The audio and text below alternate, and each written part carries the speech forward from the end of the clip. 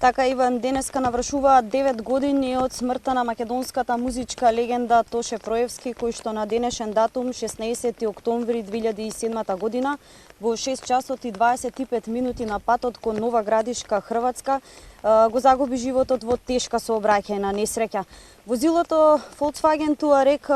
возејќи се судрило во задниот дел на камионот, каде што како причини се претпоставува дека е неприлагодената брзина на самиот автомобил, како и недоволно оддалеченоста помеѓу двата автомобили. Во истиот се возеле 26 годишниот пејач кој што седел на совозачкото возило и бил имал сон, а додека пак исто така во истото возило со него биле и менаџерката Лилјана Петровиќ и неговиот личен шофер и пријател Ѓорѓе Ѓорѓевски. Предпоставките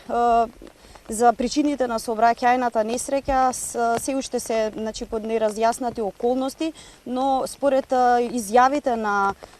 возачот на камионот кој што бил со италијански регистарски таблици е дека возилото најверојатно сакало да го претекне камионот со неприлагодена брзина, се удрило во задниот дел на камионот и во заштитната ограда.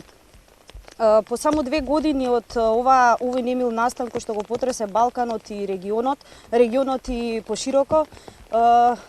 имаше и имаше и рочиште во кое што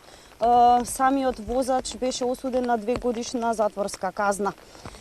Така, спомена дека денеска во Крушево, во родниот град на Тоше Проевски, треба да пристигне и маратонот кој што секоја година се одржува од Нова Градишка и кој што во него оваа година учествуваат 18 маратонци кои што ќе поминат штафетна трка од 1100 километри.